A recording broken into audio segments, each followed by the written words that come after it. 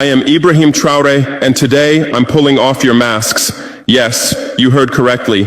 I, whom you call a young military junta leader, whom you brand as a dangerous radical, whom you serve up as an anti-Western dictator, am now telling you the truth. And this time you cannot turn off your microphones. This time you cannot turn away your cameras. This time your editors cannot cut this speech, because the world you monopolize no longer exists. Because millions will hear these words now, without passing through your filters, without being subjected to your distortions, without being muddied by your lies. I am 34 years old. Every day of my life, I grew up with your lies. As a child, I would watch Africa on television. Always the same images. Children with flies, dry lands, weapons, death. This is Africa, they told us. This is what Africa is. And we believed it. We were ashamed of ourselves. We were ashamed of our own lands, of our own people. But then I grew up. I read, I researched, I questioned, and I understood that the Africa you showed us wasn't real. The story you told us was a lie. The fate you imposed on us was a script you had written. For years, how have you portrayed Africa? How have you shown it? How have you sold it to your viewers? As if we were creatures who had no share of humanity, as if we were savages left outside of civilization, as if we were wretches waiting for you to save us. Every day, every hour, every minute, the same story plays on your screens.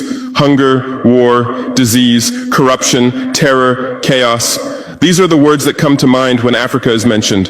In your Africa dictionary, there are no other words. No hope, no success, no development, no resistance, no honor, no pride, no victory. So I ask you, New York Times, Washington Post, Guardian, Le Monde, have you ever made Africa's successes your headlines? How many times have you written about Rwanda's technology miracle? How many times have you shown Ethiopia's reforestation project? How many times have you praised Botswana's democratic success? How many times have you described Kenya's entrepreneurial ecosystem? No, because these don't fit your scenario. Your Africa cannot be successful. It cannot, because then how will you legitimize your exploitation? If it's not in need of help, how will you intervene? If it's not backward, how will you look down on it? Have you ever asked yourselves, has any editor sitting at their desk, any news director in a meeting, any columnist at their keyboard ever thought, why are the people of the world's richest lands poor? Here are the numbers for you, real numbers. Africa owns 70% of the world's cobalt reserves. Your cell phone, your computer, your electric car won't work without cobalt.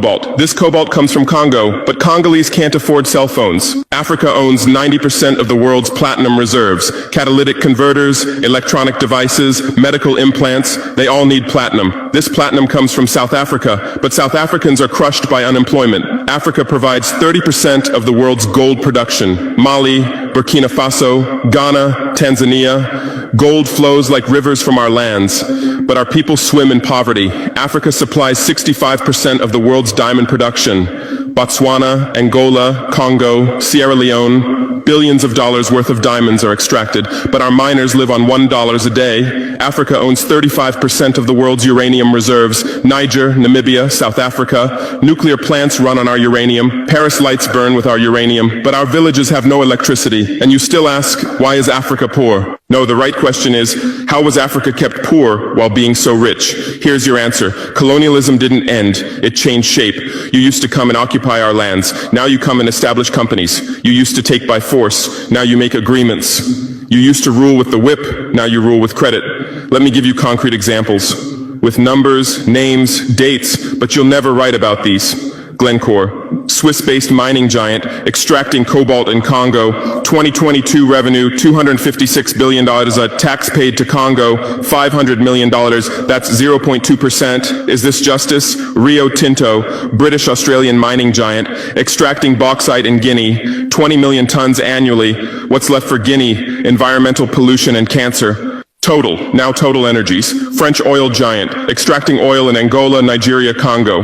2022, profit, $36 billion investment in Africa, dirty pipelines, Anglo-American, founded in South Africa but now in London. Diamonds, platinum, iron, taking everything. What it left in South Africa? 6 million unemployed miners, and these are just the tip of the iceberg. What about the invisible, the secret deals, the offshore accounts, the transfer pricing tricks? Every year, $88 billion in illegal money flows out of Africa. Who writes about this? Every year, $45 billion in aid comes to Africa. Everyone writes about this, but no one says Africa is not the continent receiving aid, it's the continent giving aid.